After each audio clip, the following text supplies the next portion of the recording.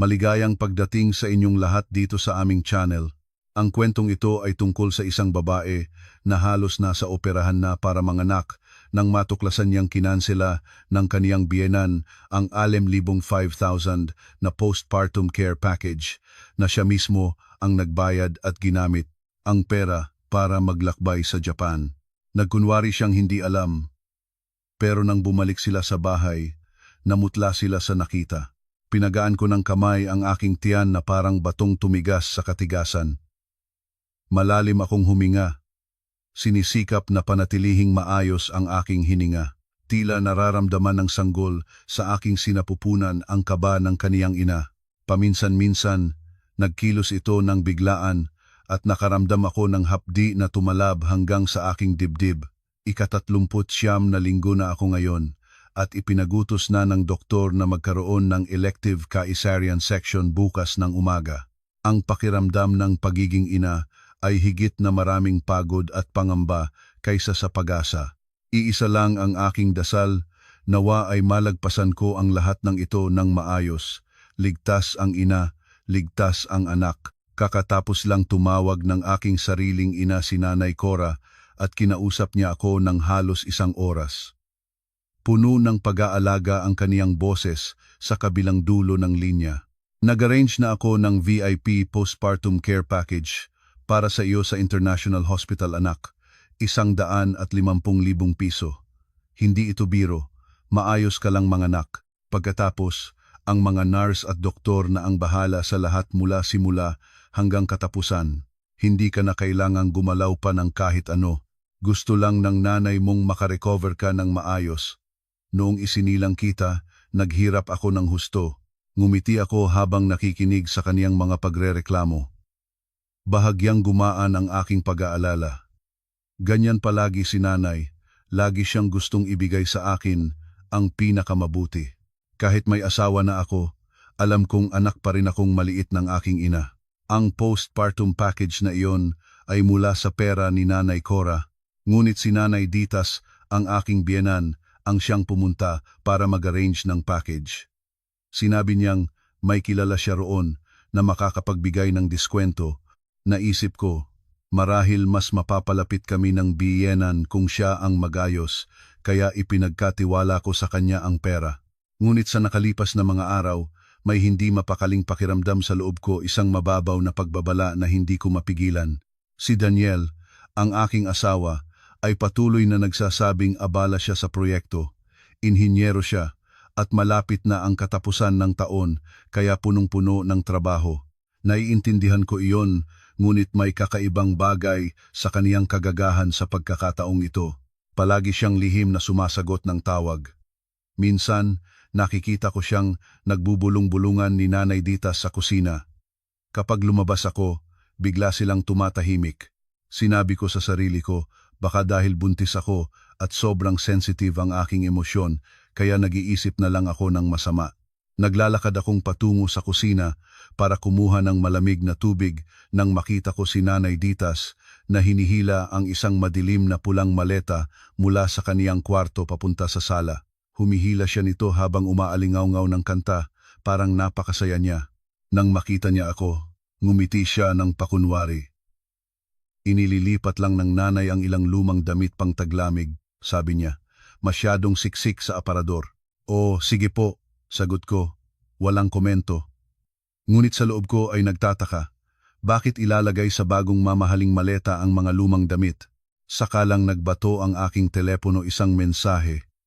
Akala ko mula kay Daniel, baka sinasabi niyang hindi na siya makakauwi para sa hapunan. Pagod na pagod, binuksan ko ang screen. Hindi pala mula kay Daniel. Mensahe ito mula sa International Hospital. Maikli ang mensahe, ngunit bawat salita ay parang tumampal sa aking mga mata at nagdulot ng hilo. International Hospital abiso na kumpleto na ang proseso ng refund. Mangyaring kumpirmahin ang natanggap ninyong halagang 150,000 para sa VIP postpartum care package. Maraming salamat. Nangatog ang aking mga kamay. Muntik na akong mabitawan ang basong hawak ko. Refund ng 150,000? Hindi pa ako nanganak, hindi pa ako nakapasok sa ospital. Bakit may refund? Pinunasan ko ang aking mga mata nang ilang ulit baka nagkakamali lang ako sa pagbabasa. Ngunit nandoon pa rin ang bilang na 150,000 at ang mga salitang na kumpleto na ang proseso ng refund. Tumingin ako sa mensahe pagkatapos ay lumingon sa madilim na pulang maleta sa gitna ng sala. Isang malamig na hangin ang dumampi sa aking gulugod. Humampas ang aking puso tulad ng isang tarotot at nahirapan akong huminga. Sinubukan kong kapitin ang sandalan ng upuan at malalim na huminga para mapanatag ang aking sarili. Hindi posible. Mali siguro sila. Isang malaking ospital, paano sila magkakamali? Nang may nangatog na kamay, tinawagan ko ang ospital. Nagsalita ako ng paos. Hello, nagtatanong po ako. Ako si Maria Santos, ang pasyente. Nag-arrange na kami ng kaisarian at VIP postpartum package. Bakit natanggap ko ang mensahe ng refund? Mahinahon at propesyonal ang sagot ng empleyada sa kabilang dulo ng linya, ngunit bawat salita niya ay tulad ng kutsilyo na tumimo sa aking dibdib. Miss Santos, nasuri ko na po ang sistema. Ang inyong 150,000 na VIP postpartum care package ay kinansela kahapon ng umaga po. Nakaigting ang aking lalamunan. Mahirap akong nagsalita. Kinansela? Sino ang nagkansela? Hindi pa ako nanganak, bakit ito kinansela? Parang nagalinlangan ng empleyada. Po, ang pumunta para sa proseso ay ang inyong biyenan, si Ma Ditas Reyes. Nagdala siya ng orihinal na inyong ID at isang sulat ng autorisasyon na may pirma ninyo. Sinabi niyang nagbago ang isip ng pamilya, gusto raw manganak sa mas mababang antas ng ospital para makatipid, kaya hiniling na ikansela ang package at makatanggap ng buong refund sa cash. Maayos ang lahat ng dokumento, kaya na-refund na namin. Parang namatay ako sa pagkakatayo. Sulat ng autorisasyon. Pirma ko. Orihinal na ID ko. Bigla kong naalala noong nakaraang linggo, nagsumamo si Nanay Ditas na pahiramin siya ng aking ID. Sinabi niyang kailangan niya ito para sa proseso ng temporary residence ng bagong katulong na galing sa probinsya. Normal ang dahilan, walang kahina-hinaang bagay. Hindi ko man lang pinag-isipang 2 beses bago ibigay sa kanya. Sino ang akalaing gagamitin niya ito para dito? Mabilis kong binuksan ang aking drawer, doon ko lagi inilalagay ang aking mga dokumento. Tulad ng aking hinala, wala na ang aking ID. Nakuha nila ako sa ganap na panlilinlang. Lumingon ako kay Nanay Ditas na nagtutulungan pa rin ng mga gamit sa madilim na pulang maleta. Ang galit at pagkabigo ay nagpatrembling sa aking buong katawan. Pinilit kong hindi maiyak ang aking boses. Nanay, kinansela ba ninyo ang 150,000 na postpartum package ko sa ospital? Napagkislap si Nanay Ditas nang itaas niya ang kaniyang ulo at makita ang maputing mukha ko at ang telepono sa aking kamay. Alam niyang hindi na niya maililihim pa ang katotohanan. Siya. Sa sandaling iyon, hindi ko na siya maiisip bilang nanay. Siya lang ay siya, isang taong walang kaugnayan sa akin. Walang kahihiyang tumayo siya. Pinunasan ang kaniyang mga kamay at binago ang tono ng kaniyang boses. Naging matigas at malamig. Oh, ako ang nagkansela. Ano ba? Bakit? Bakit ninyo ginawa iyon? Iyon ay pera ng aking ina. Pera ng iyong ina. Pera pa rin iyon na napupunta sa pamilyang ito. Galit na galit siyang nagsalita. Ganap na inalis ang kaniyang malambot na harapan. Pakinggan mo, ako, 150,000 para sa kung anong marangyang pakukuluban? Para kang prinsesa? Nung ipinanganak ko si Daniel, sa harap ng bahay lang, walang ospital, wala namang masama na nangyari. Kayo ngayon, masyadong nagpapalayaw. Itinutok niya ang kaniyang daliri sa madilim na pulang maleta. Hawak ko na ang pera. Nagpabook na ako ng tickets para sa buong pamilya, pupunta kami sa Japan. Pahintulutan mo kaming magpahinga. Naging padreng-madre na kami sa pamilyang ito. Tama na ring mag-enjoy ng konti. Ang package na iyon mabuti nga na kinansela, malaking tipid iyon. Tungkol sa iyo, umuwi ka sa iyong sariling ina para alagaan kanya. Halos natumba ako. Kinuha ko ang dingding para makapanatiling nakatayo. Buong pamilya pupunta sa Japan para mag-enjoy. Ngayon ako halos nasa operahan na. Nagmakaawa akong nagtanong, kung gayon, paano na ako? Manganganak na ako. Nginusuan niya ang kaniyang labi. Mag-alala tungkol saan. Uwi ka sa inyong bahay para alagahan ka ng iyong ina. Manganganak ka rin naman doon. Tatawagan ko ang manghihilot sa aming baryo para tulungan ka. Ilang daan lang ang bayad. Hintayin mo kaming bumalik pagkatapos ng 7 araw, mag-aayos tayo pagkatapos. Tandaan mong kumain. Huwag kang laktawin ng kain, masamang epekto sa aking apo. Pagkatapos noon, hinila na niya ang zipper ng maleta. Isang matunog at matalas na zip ang tumirang sa aking puso. Nangatog ang aking mga kamay habang hinihita ang numero ni Daniel, ang tanging taong maaari kong pagtiwalaan. Ang asawa kong minahal ko at pinagkatiwalaan. Baka siya rin ay, hindi ko matapusin ang iniisip ko. Nanalangin akong naloko siya ng kaniyang ina. Nanalangin akong wala siyang alam. Matagal na nagring reserba ang telepono bago siya sumagot. Mataas ang boses niya, may halo ng ingay sa likod. Busy ako sa meeting, may problema ba? Meeting. Nagsimula akong umiyak, nagpuputok ang luha. Daniel, kanselado na ni nanay ang uling 50,000 na postpartum package ng aking ina. Sinabi niyang gagamitin niya ang pera para sa Japan. Sinubukan kong magsalita ng maayos, umaasa sa isang salitang nagpapatibay, sa isang salitang nagtatanggol. Ngunit lumipas ang ilang segundo ng katahimikan sa kabilang dulo. Ang katahimikang iyon ay mas nakakatakot kaysa sa anumang sigaw. At pagkatapos ay nagsalita si Daniel, ang aking asawa, ang taong piniling matulog sa tabi ko, at itinulak niya ako pababa sa kailaliman. Alam ko na. Sinabi sa akin ni nanay. Nagsalita siya ng parang wala itong kahulugan. Malamig at walang pakiramdam. Sinabi na ni nanay, uwi ka sa kanila pagkatapos mong manganak. 150,000 na iyon, magandang biyahe iyon para sa kanya, para makapagpahinga siya. Nagpursige siya sa pamilyang ito. Huwag kang maging makasarili. Makasarili.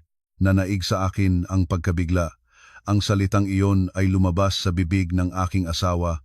Halos nasa operahan na ako.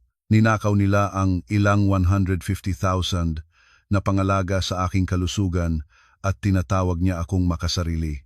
Nagdagdag pa siya. Sige na, kailangang tapusin ko ang deal na ito. Magpahinga ka. Huwag mag-isip ng masama. Liliparin namin bukas ng umaga. Natapos ang tawag. Ang matagal na beep ay parang hatol sa kamatayan ng aking kasal. Tumigil na akong umiyak. Ubos na ang aking luha. Mayroon na lang naiwan, nakawalan at lamig hanggang sa aking buto. Napagtanto ko, dayuhan lang ako sa sarili kong tahanan. Silang lahat ay isang pamilya. Ako isang makina lamang para magsilang ng bata at isang lalagyan ng pera para sa kanila. Biglang naalala ko ang isang bagay. Ang condominium unit na ito ang lugar na aking tinitirhan, ang lugar na kayang-kaya ni Nanay Ditas na lumakad palabas na may maleta niya. Ito ay nabili ko gamit ang aking pawis at luha. Ito ay binili ko gamit ang mga gabing walang tulog na paggawa ng mga audit report at ang pera ng aking mga magulang na ibinigay sa akin. Binili ko ito bago kami magpakasal at nasa pangalan ko lang ito. Noong panahon na iyon, inginain ni Daniel at ni Nanay Ditas na idagdag ko na rin ang pangalan ni Daniel. Sabi nila, iisang pamilya tayo, bakit pa mag-iingat? Ngunit nagalinlangan ako, marahil ang alinlangan na iyon ay nagligtas sa akin ngayon. Hindi ako tumawag kay Nanay Cora, ayaw kong magalala siya ng husto.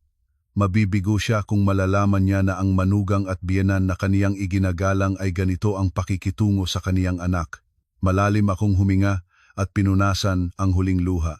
Kailangan kong maging malakas para sa aking sarili at para sa anak na malapit ng ipanganak. Pinindot ko ang isa pang numero sa aking telepono. Isang numerong matagal na akong hindi tumatawag. Ate Hilda, ako si Maria. Kailangan ko ng tulong. Si Ate Hilda ay isang abogada, matalik na kaibigan ng aking ina. Mainitinit pa rin ang kaniyang boses tulad ng lagi. Maria, ano na? Malapit ka na manganak at tumatawag ka sa ganitong oras, kailangan ba kitang bisitahin? Maigpit kong hawak ang telepono. Ang boses ko ay kakaibang kalmado-kalmado tulad ng lawa pagkatapos ng bagyo. Ate Hilda, manganganak na ako bukas ng umaga, ngunit bago ako manganak, gusto kong humingi ng tulong sa inyo para sa dalawang bagay. Anong nangyari? Malubha ba? Sige, sabihin mo na. Una, tuloy-tuloy akong nagsalita. Tulungan ninyo akong gumawa ng divorce papers. Ngayon mismo, tumahimik ang kabilang dulo. Narinig ko si Ate Hilda na huminga ng malalim. Daniel ba? Tanong niya. Oo, sagot ko. Iisang salita lang. Pangalawa, gusto kong ibenta ang aking condominium unit ng mabilis. Alam kong ito ay premarital asset ko. Handa akong tumanggap ng mas mababang presyo, ibig sabihin, ang pinakamabilis na transaksyon, sana sa loob ng 7 araw. Ibibigay ko sa inyo ang buong kapangyarihan ng abogado. Hindi nagtanong si Ate Hilda ng karagdagang dahilan. Siya ay isang abogada. Kailangan lang niyang malaman ang gusto ko. Sige, naiintindihan ko na. Gagawin ko agad ang divorce papers. Tungkol sa bahay, mayroon akong kliyente na naghahanap ng unit sa ganoong area. Huwag kang mag-alala. Ang trabaho mo ngayon ay manganak ng maayos. Lahat ng iba pahayaan mo akong asikasuhin. Pagkatapos ng tawag kay Ate Hilda, parang nabawasan ang lahat ng lakas sa aking katawan. Lumakad-lakad ako papunta sa kwarto, kinandaduhan ang pintuan. Ayaw ko nang makita ang mukha ni Nanay Ditas o marinig ang anumang salita mula sa kanya. Pinalampas ko ang kaniyang bulong-bulong sa sala, ang kaniyang mga tawag sa telepono na ipinagmamalaki ang biyahe sa Japan. Nahiga na lang ako roon, niyakap ang aking matigas na tiyan at sinabi sa aking sarili na kailangan ko ng ilang oras na tulog, kailangan ko ng lakas para bukas. Ngunit paano ako makatutulog? Sa bawat pagpipingkit ng mata, nakikita ko ang walang pagpapahalaga sa mukha ni Daniel. Naririnig ko ang kaniyang sinabi, "Huwag kang maging makasarili," at ang aking puso ay parang pinuputol ng isa-isang piraso. Mali ang napili ko, maling pamilya ang pinagkatiwalaan ko. Sa nakaraan, sinubukan kong maging isang mabuting asawa, isang mapagmahal na manugang. Nagtatrabaho ako, kumikita, inako ko ang karamihan ng gastusin sa bahay para may mapagtuukan ni Daniel ng kaniyang malalaking pangarap. Ngunit ano ang natanggap ko kapalit? Hindi pa ganap na nagliwanag ang langit, maliwanag na lang sa labas ng bintana nang marinig ko ang malangkap na tunog ng gulong ng maleta sa sala. Pagkatapos ay ang bulong ni Nanay Ditas, ngunit sadyang pinaglakasan ng sapat para marinig ko mula sa loob ng kwarto. Sige na anak, mabilis tayo, kailangan pa nating pumunta sa paliparan. Hay, Japan na. Inaabangan ko na. Pagkatapos ay narinig ko si Daniel na sumasagot. Hindi man siya kumatok sa pintuan ng kwarto, hindi niya tinanong ang kaniyang asawa. Hindi man niya tinignan ang mukha ng sanggol na malapit ng ipanganak bago siya umalis para ma-enjoy. At si Nanay Ditas ay may kapalparang nagwika pa rin. Maria, naiwan sa kanin sa kaldero. Bumangon ka para kumain. 7 araw kaming wala. Tandaan, huwag kang lumabas. Hintayin mo kaming bumalik. Kinagat ko ang aking labi hanggang sa kumulo ang dugo. Natirhan sa kanin. Kahit ngayon ganito pa rin ang pakikitungo niya sa akin. Narinig ko ang pinto ng labas na bumukas. Tunog ng 2 maleta na hinihila palabas at kalaunan ang pintuan na sumipot ng malakas. Boom! Ang tunog na iyon ay parang panghuling martilyo na pumukpok sa lahat ng ilusyon ko tungkol sa kasal na ito. At sa ganap na katahimikan na sumunod, isang malakas na hagupit ng sakit ang dumating, mas malakas kaysa sa lahat ng nararamdaman ko. Lumukot ang aking tiyan, at pagkatapos naramdaman ko ang mainit na daloy ng likido na nagbabad sa higaan. Natakot ako ng husto. Nawarak na ang aking tubig amniotiko. Kakalayo lang nila, nagsara pa lang ang pinto, at nawarak na ang aming tubig. Anak ko, bakit ngayon ka pumili? Anak, huwag kang magpaalab ng takot sa ina mo. Nagpanik ang lahat ng aking pag-iisip. Kumikirot ang aking tiyan sa bawat sunod-sunod na alon. Nanggatog ako. nag-iisa sa maluwag at malamig na condominium unit. Manganganak na ako. Ano ang gagawin ko? Nagunat ako papunta sa higaan at kinuha ang aking telepono, nangatog ang kamay. Tinawagan ko ang 911. Emergency hotline. Anong problema? Humibik ako. Pabulong ang boses. Tulungan ninyo ako. Nawarak na ang aking tubig. Manganganak na ako. Nag-iisa lang ako. Mabilis ko ring binigay ang address ng aking condominium unit at ang code ng pintuan. Wala na akong lakas para pumunta sa pinto para buksan iyon. Pagkatapos ng tawag, niyakap pa rin ako ng takot. Natatakot ako na manganak ng mag-isa sa higaan na ito. Natatakot na maaari akong mamatay. Sa desperasyon, pinindot ko ang numero ni Nanay Cora. Isang ring lang sinagot niya agad. Inaantok pa rin ang boses niya. Maria? Ano na? Anak, maagang tumawag ka naman. Masakit na ba ang tiyan mo? Baka ang likas na kutob ng isang ina ay nagbibigay alam sa kanya ng may mali. Hindi ko na napigilang magsalita. Sumigaw ako sa telepono. Nanay, tulungan ninyo ako. Nawarak na ang aking tubig. Totoong nawarak na ito. Isang segundo lang ang nabigla si Nanay Cora bago parang nagising siya ng ganap. Ano? Nawarak ang iyong tubig? Saan si Daniel? Saan ang kaniyang ina? Umalis na sila. Umiyak ako. Pupunta na sila sa Japan. Nanay, iniwan nila ako nag-iisa sa bahay. Kakalabas lang nila. Diyos ko naman. Ang walang pusong Daniel. Ang walang pusong Ditas. Narinig ko ang sigaw ng aking ina, puno ng galit at kirot. Hindi ko kailanman nakita si nanay na nagagalit ng ganon. Isang malakas na pagbagsak, baka may nahulog siya. Ngunit pagkatapos ng isang segundo, tumahimik ang kaniyang boses kahit nanginginig pa rin ito. Maria, pakinggan mo ang nanay. Malalim na huminga. Tinawagan mo na ba ang 911? Tinawagan ko na. Mabuti. Napakababaw ng aking anak. Huwag kang kumakalikot. Pupunta ang nanay agad-agad. Tatawagan ko ang iyong tatay.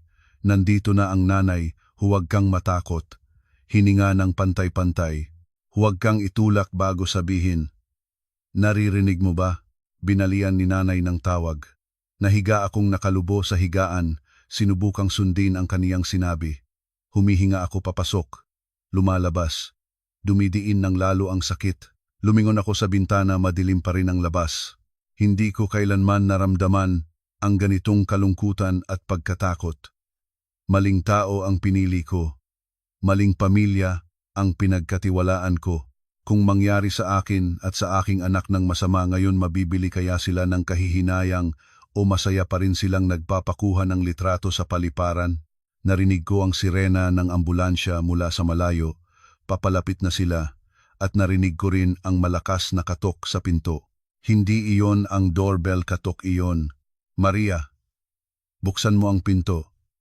Maria, boses iyon ng aking ina. Nakarating siya nang mas mabilis pa kaysa sa ambulansya. Nagbukas ang pintuan ng kwarto. Hindi ko alam kung paano niya nagawa iyon. Marahil tinulungan siya ng security guard. Sumugod si Nanay Cora, buhok niya nakakalat. Hindi pa niya naipalit ang kaniyang damit pambahay. Nang makita niya ako na nakalubo sa higaan sa loob ng basa ng amniotic fluid, namutla ang mukha niya. Diyos ko, anak ko. Sumugod siya at niyakap niya ako. Pumatak ang kaniyang luha. Sa sandaling iyon, dumating na rin ang medical team mula sa 911. Mabilis nila akong inilagay sa stretcher. Agaw-agaw, kinuha ni nanay ang bag na inihanda ko para sa aking panganganak. Matatag ang kaniyang boses kahit nanginginig pa rin ito. Sa International Hospital, mabilis. Umungol ang ambulansya, dumadaing ang sirena nito habang pinupunit ang katahimikan ng gabi. Nahiga ako sa stretcher nang hihina sa sakit. Naramdaman ko lang ang kamay ni nanay na mahigpit na kumakapit sa akin. Ang mainit at masasasabing kamay ng aking ina ay nagbigay sa akin ng lakas. Sa ospital, itinulak ako papunta sa emergency room. Nalaglag na ang tubig amniotiko ng pasyente. Ika-39 na linggo, ipinag-uutos ang emergency section. Sigaw ng doktor. Patakbo na lumabas ang isang nurse na may hawak na file. Saan ang kamag-anak? Lumagda ng pahintulot sa operasyon ng mabilis. Mapanganib ang sitwasyon para sa ina at anak. Nandito ako. Ina ko siya. Humihingal si Nanay Cora habang tumatakbo. Niyakap ng kaniyang mga kamay ang panulat at lumagda sa consent form para sa operasyon. Sa sandaling iyon, napagtanto ko ang tanging taong maaring magligtas sa akin ngayon, ang tanging taong handa para maging responsable sa aking buhay ay ang aking ina. Bago masara ang pinto ng operating room, hinawakan ko ang kamay ni Nanay. Nanay, yumuko siya. Puno ng luha ang kaniyang mga mata. Nandito ang nanay. Anak, huwag kang matakot. Hihintayin kita dito. Kailangan nating maging malakas ikaw at ang nanay. Umiling ako, ginagamit ang natitirang lakas. Nanay, huwag ninyong sabihin sa kanila ang anumang bagay. Huwag ninyong abisuhang dumating si Daniel para silang hindi umiiral. Namangha si Nanay. Kinagat niya ang kaniyang labi, pagkatapos ay tumango ng tiyak. Naiintindihan ng nanay. Alam ko. Huwag kang mag-alala. Lahat ng bagay ay aakuhin ng nanay. Kailangan mo lang bumalik ng ligtas. Lumapat ang ilaw ng operating theater sa aking mga mata, nawala ang aking malay sa amoy ng antiseptic. Hindi ko alam kung gaano katagal ang lumipas. Nagising ako sa isang mahinang ungol mahina, ngunit pumutol sa buong espasyo. Baby girl na, 3 kilo at 200 gramo. Congratulations, Miss Santos. Malambot na nagsalita ang nurse habang inilalagay ang isang nakabalot na sanggol sa aking dibdib at akong nagising ang aking anak na babae ay nandito na. Naghaplos ang aking luha. Ngunit hindi na iyon dahil sa kirot o takot. Ang maliit na nilalang na ito namumula at kinukulubot ang mukha, ngunit mahal na mahal ko siya. Ang kaniyang maliit na bibig ay kumikilos ng gusto ng gatas. Anak, nakarating ka na sa tabi ng ina mo. Sa pinakamadilim at desperadong sandali ng iyong ina, nakarating ka. Naihatid ako sa recovery room. Nandoon na si Nanay Cora. Mabilis siyang tumalon papunta sa akin, namamaga ang kaniyang mga mata. Anak, anak ng nanay. Hinawakan niya ang aking kamay, ngunit hindi siya umiyak. Nang malakas natatakot siyang mapaalis ang emosyon ko. Ngunit kasama si nanay ay may isa pang tao, si Ate Hilda, ang abogada. Nagulat ako. Pabulong akong nagsalita. Ate, bakit kayo nandito? Si Ate Hilda ay lumapit. Nakasuot pa rin ang kaniyang opisyal na damit, marahil mula pa sa opisina ay direkta siyang naparito. Hinawakan niya ang aking kamay na walang tubo ng IV at ang kaniyang mga mata ay puno ng pakikiramay ngunit matibay. Nandito si Ate Hilda. Tinawagan ako ni nanay mo nang sinabi niyang emergency ang nangyari. Agad akong nagpunta. Nakausap ko na ang doktor. Gumawa ka ng mabuti, Maria. Ligtas na kayo ng baby. Lumingon siya kay nanay ko. Pagkatapos ay tumingin sa akin ulit. Magpahinga ka na. Nandito ang iyong ina para alagaan ka. Lahat ng ibang bagay hayaan mong si ate ang bahala. May taong pumayag ng bilhin ang bahay mo. Handa siyang magbayad ng cash. Lagdaan mo lang ang authorization kapag magaling ka na. Ngumiti akong pagod at isinara ang aking mga mata. May nanay at Ate Hilda, hindi na ako nag-iisa pa. Kahit na ang ama ng sanggol ay wala sa pinakasagradong sandaling ito, ang aking anak na babae ay hindi nag-iisa. Mayroon siyang lola, mayroon siyang tiyuhin at tiyang abogada. At higit sa lahat, mayroon siyang ako. Lahat ng bagyo sa labas, ako ang magiging kalasag niya. Ang ikalawang araw sa ospital ay mas masama pa kaysa sa una. Naubos na ang epekto ng anestesya at nagsimulang kumapit sa akin ang sakit ng sugat. Parang libu-libong karayom ang tumatarak sa aking laman, kahit ang pinakamaliit na galaw ay nagpapawis sa akin ng sakit. Ang pagpikit ng matres para mapalabas ang mga dumi ng pagluluwal ay mas masakit pa kaysa sa mismong panganganak. Kinagat ko ang aking mga ngipin. Pinipigilan na ungalin.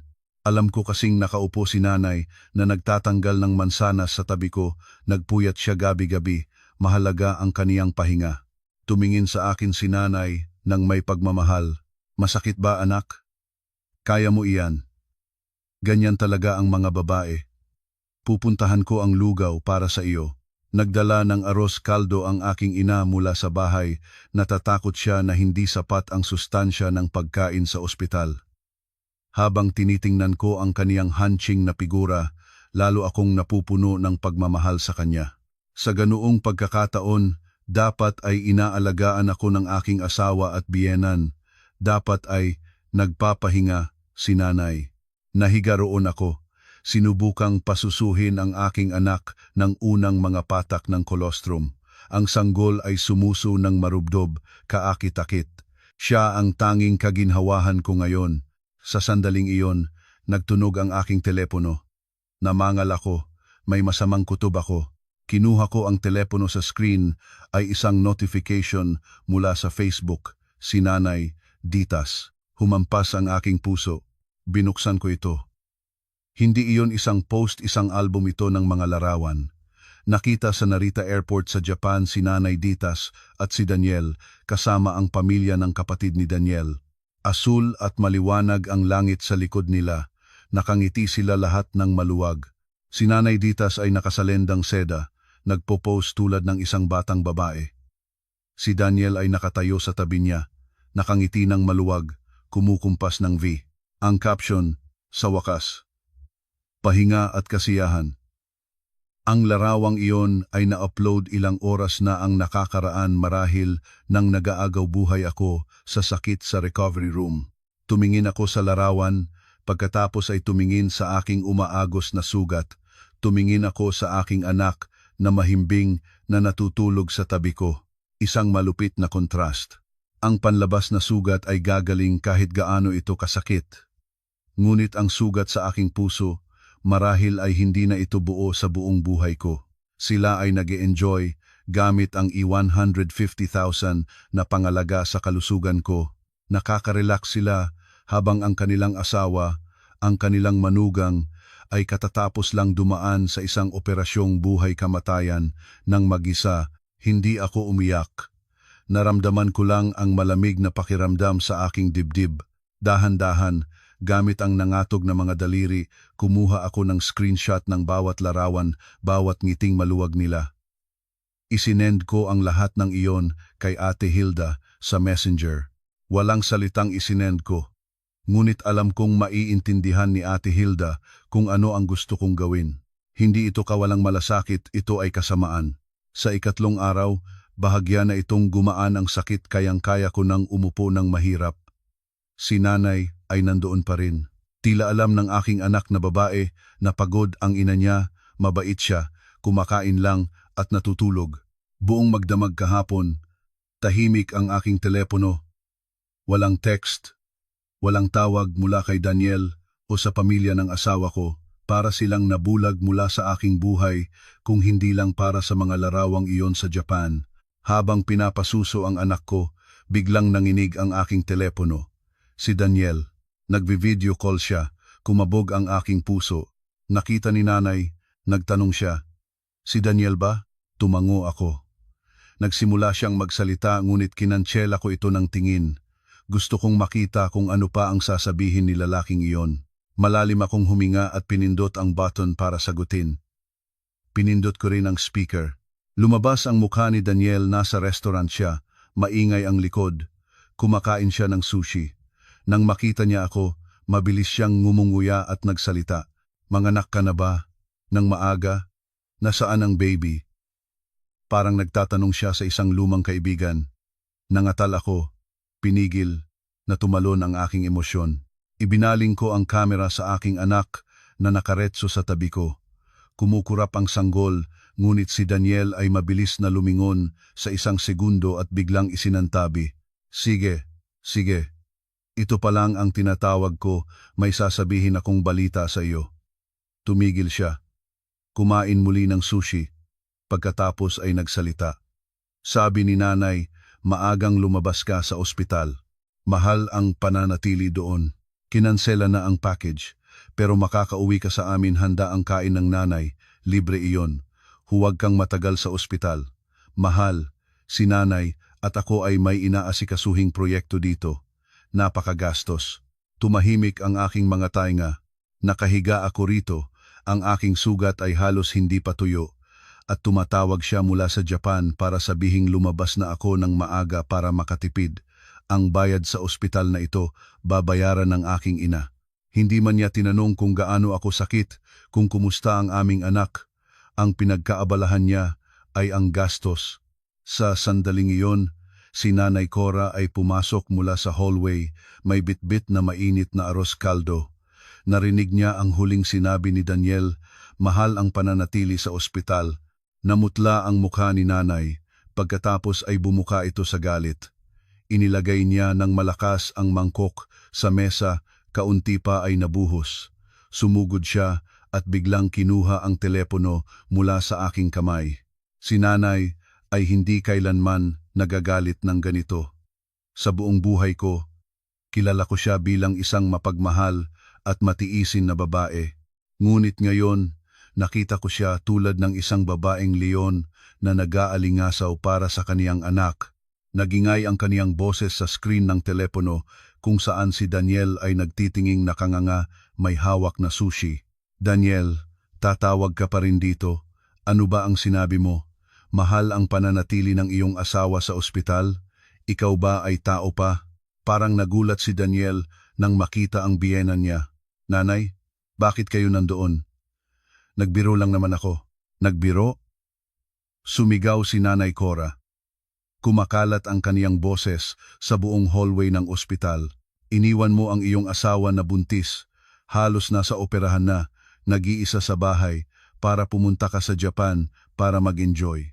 Alam mo bang nawarak ang kaniyang tubig amniotiko noong alas 5 ng umaga? Alam mo bang nag-iisa siyang tumawag ng emergency? Alam mo bang hindi sa pintuan ng kamatayan ang iyong asawa at anak? Namutla si Daniel, nagutal siya. Naisip ko, ay bukas ang operasyon, hindi ko alam, hindi mo alam, o ayaw mong malaman. Pinigilan ni Nanay ang kaniyang boses, nangungulila ang kaniyang mga mata, at sasabihin ko sa iyo, ang ilen engen at 50,000 na iyon ay pera ko. Ipon ko, para sa katandaan, para sa ikabubuti ng aking anak. Si Nanay Ditas, ang iyong ina, niloko niya ako, niloko niya ang aking anak. Ninakaw ang ID ng Maria para kanselahin ang pakete. Iyon ay hindi tawaging tipid, iyon ay tinatawag na pandaraya, pagagaw ng pag-aari. Natigilan si Daniel na hulog ang sushi mula sa kaniyang platito. Siya at marahil si Nanay Ditas ay hindi inaasahang ang 155,000 ay pera ng biyenan, hindi pera ko. Mahigpit na hawak ni Nanay ang telepono, tumitigas ang kaniyang boses. Sasabihin ko sa iyo, nagbigay na ako ng utos sa abogado.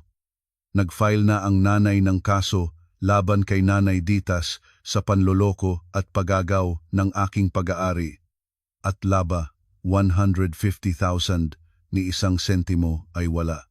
Sabihin mo sa kanya magpahinga kayo doon. 7 araw pagkatapos, magpunta kayo sa korte at makipag-usap sa akin. At ikaw, aking mahal na manugang, kasabwat ka rin. Hindi pinayagan ni Nanay si Daniel na magsalita. Pinindot niya ang pindutan para tapusin ang tawag at inihagis ang telepono sa higaan.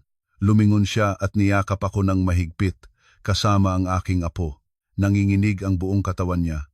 Umiyak na siya, ngunit alam ko na ang puso niya ay mas masakit kaysa sa akin. Anak, bumubulong si Nanay. Patawarin mo ang nanay dahil mali ang nakita ko sa tao. Umiling ako at niyakap siya. Hindi kayo nagkamali, Nanay. Ako ang nagkamaling maging hangal. Sa ika-4 na araw, ang sakit mula sa sugat ay mababaw pa rin, ngunit kayang-kaya ko nang gumalaw ng dahan-dahan. Ang aking anak na babae ay mabait, natutulog siya halos buong araw at basta pag nagugutom, nagtatawag lang siya. Si Nanay ay nagtatanggal ng mansanas at hinahati-hati ito ng manipis para iatong sa aking bibig. Kumain ka, anak, kumuha ka ng lakas. Mukhang maputla ka na. Kinain ko ito, ngunit mapait ang nararamdaman ko sa lalamunan ko. Sa sandaling iyon, kumatok ng mahinahon ang pinto. Pumasok si Ate Hilda, nakasut pa rin ang kaniyang opisyal na damit, maayos ang pagkakaisahan ng buhok. Lagi siyang nagmumukhang propesyonal at mapagkakatiwalaan. Ngunit ngayon ay hindi siya mag-isa. Kasama niya ay isang batang mag-asawa. Mukhang mabait sila ngunit kitang-kita sa kanilang mga mata ang pag-aalala. Umupo si Ate Hilda sa gilid ng higaan, ngumiti para patahimikin ako. Maria, kumusta ka na? Gumaling ka ng kaunti.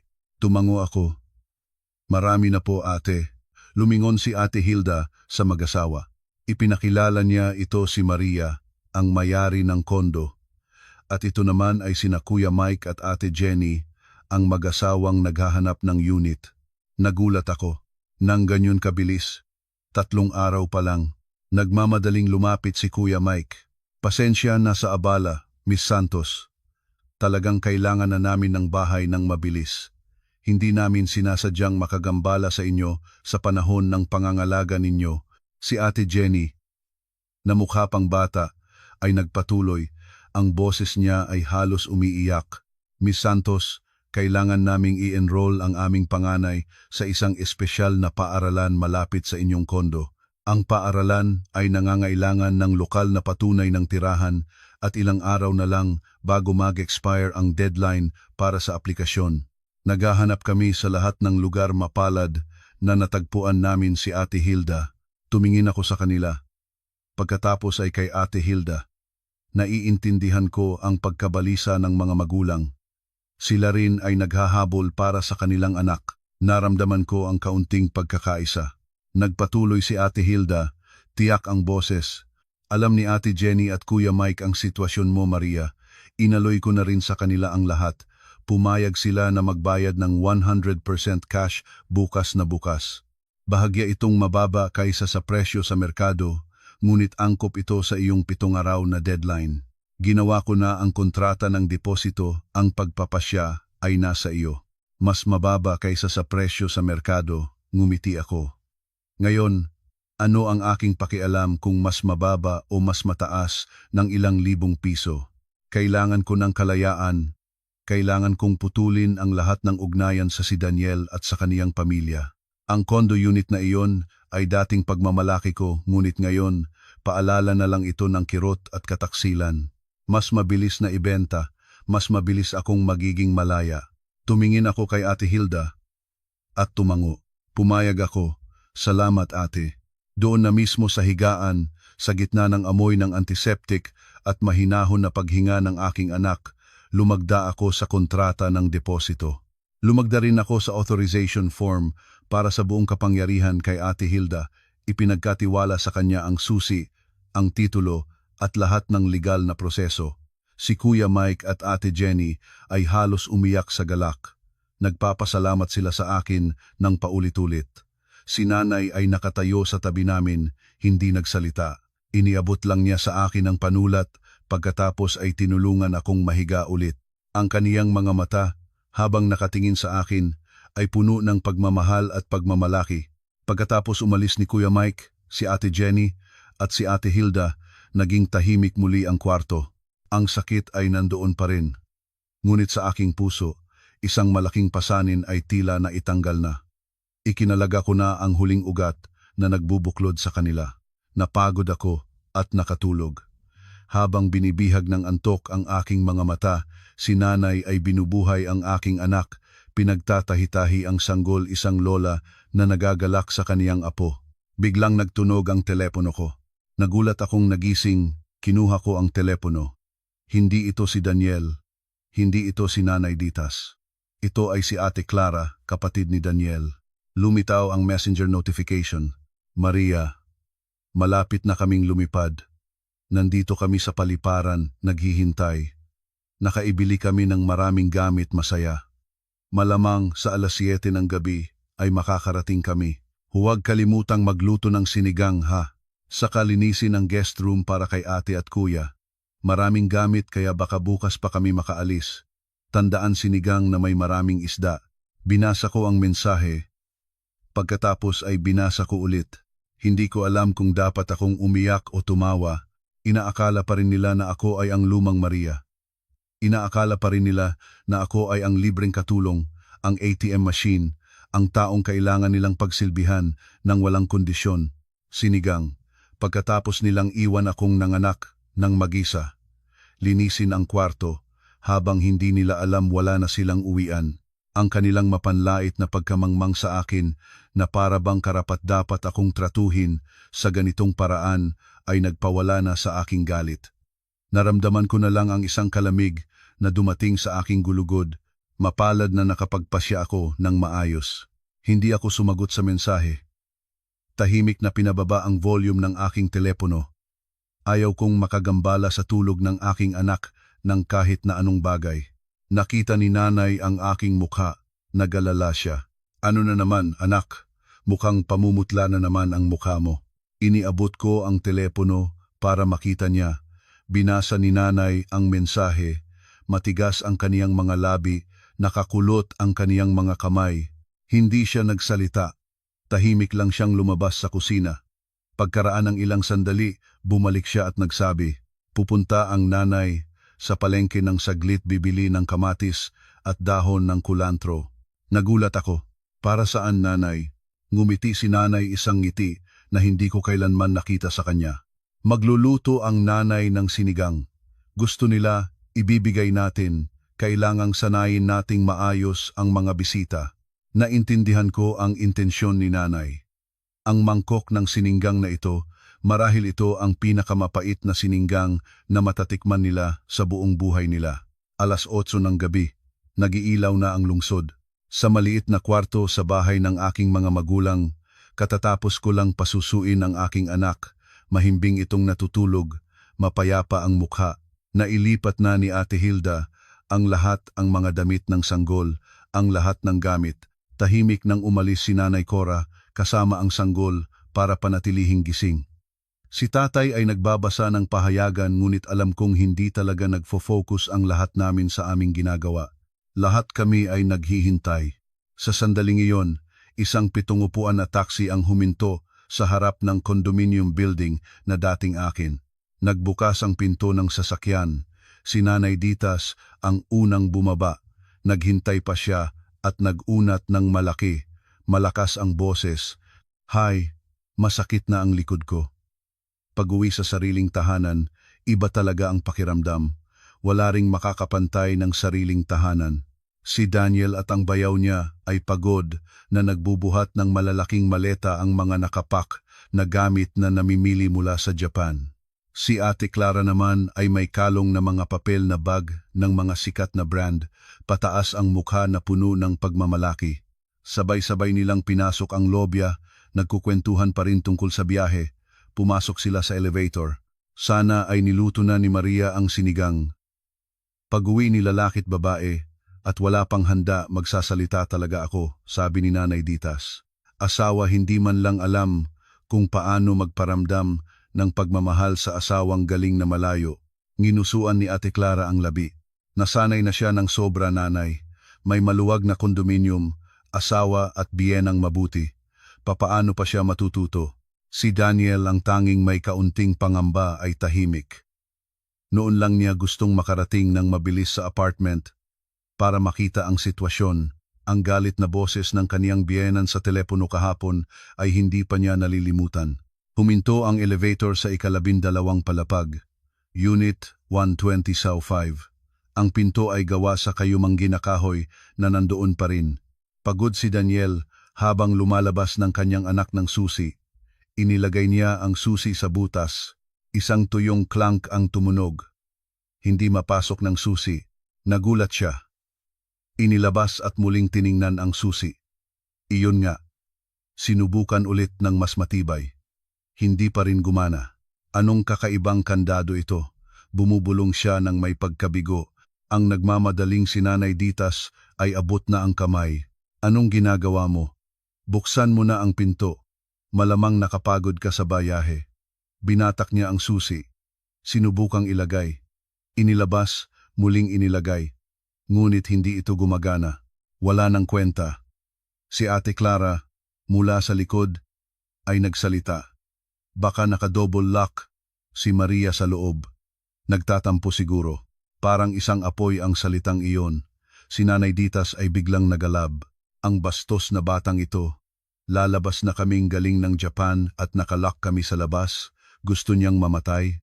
Hindi na niya ginawang subukan pa ang susi. Ginamit niya ang magkabilang kamay para kumatok ng malakas sa pintuan. Maria, Buksan mo ang pinto. Nandito na si nanay. Bingi ka ba? Maria, buksan na agad. Si Daniel ay sumunod na kumatok. Maria, buksan mo na. Umuwi na si Daddy. Kumalanog ang kumukulong katok sa tahimik na hallway, ngunit tanging katahimikan lang ang sumagot sa kanila. Hindi pala lubos na katahimikan. Mula sa loob ng pinto, naririnig nila ang tunog ng mga musika para sa mga bata at ang pagtatayo ng pader ng bago. Noong huli ay natuklasan ko ito, humampas sila sa pinto ng halos 5 minuto. Ang ingay ng katok kasama ang malakas na boses ni Nanay Ditas ay nagbukas ng ilang pinto ng mga kapitbahay tumitingin. Pagkatapos ay mabilis na isinasara ulit ang mga ito. Hindi nila gustong mahalo sa gulo. Noon ay lubos nang naguumapaw ang galit ni Nanay Ditas. Wala na ang pagod na anyo pagkatapos ng mahabang biyahe, pinalitan ng matinding pagngangalit. Sumigaw siya, Maria, kalabasan mo. Tingnan ko kung paano magsasalita si Nanay sa iyo ngayon. Nakalak ka sa loob para hindi makapasok ang biyenan mo? Hinawakan na niya ang telepono para tawagan ang management ng building nang biglaan na tumigil ang musika para sa mga bata at tumigil rin ang ingay ng konstruksyon sa loob. Narinig nila ang mga paang mabilis na lumalapit sa pinto, pagkatapos ay isang click ng kandado na bumubukas. Nagbukas ang pinto, ngunit ang nakatayo sa pinto ay hindi si Maria. Hindi si Maria ang babae na inaasahan ni Nanay Ditas na mahina, maputla at natatakot na magtakbo palabas para harapin sila. Ang nakatayo sa pinto ay isang mataas na estranherong lalaki. Nakasuot siya ng pijama, magulo ang buhok at kitang-kita sa mukha niya ang inis dahil nagambala siya. Iyon si Kuya Mike, ang bagong mayari ng condo unit. Nagangat ni Kuya Mike ang kilay at tinitigan ang grupo ng mga tao na nakatayo sa harap ng kaniyang pintuan kasama ang kanilang mga maleta. Mga matatanda, anong ginagawa ninyo? Anong oras na at kumakatok pa kayo ng ganito sa bahay ng ibang tao? May batang natutulog dito. Nangibabaw ang gulat kay Nanay Ditas. Kumikislap siya habang tinitingnan ang estranherong lalaki. Pagkatapos ay ang numero ng unit, 1205. Tama. Nagutal siya. Ikaw? Sino ka? Bakit kang nakatira sa bahay namin? Si Daniel ay nagtaka rin. Sumubok siya na mapanatili ang katahimikan. Sino ka? Bakit kayo nandito sa aking bahay? Nasaan si Maria? Nasaan ang aking asawa? Nagkibit ng kilay si Kuya Mike. Nagingay siya. Ang bahay ninyo? Ito ang aking bahay, bagong binili ko ito. Sino kayo hinahanap? Sa sandaling iyon, nagmadaling lumabas si Ate Jenny mula sa loob, nakayakap sa isang 3 taong batang lalaki. Pijama rin ang suot niya. Mukha silang abala sa paghanda para matulog ng nagambala. Nasa loob ng kondo sa likod nila ang parang isang construction site, mga tarpaulin at lata ng pintura sa lahat ng dako. Mahal, mahinhin na nagsalita si Ate Jenny. May problema ba? Anong nangyari? Matatanda. Hinahanap ninyo sino? Kayo ay kumatok. Nang napakaslakas na takot ang aming anak at umiyak siya. Si Daniel ay parang isang taong nawalan ng diwa. Ako. Hinahanap ko si Maria Santos, ang aking asawa. Sabi ni Ate Jenny. Tumingin siya sa kaniyang asawa. Pagkatapos ay kay Daniel. Si Miss Santos ang dating mayari ng kondo na ito. Ano? Baka nagkamali kayo. Binili namin ang kondo na ito mula sa kanya. Bago lang 4 o 5 araw na ang nakakaraan.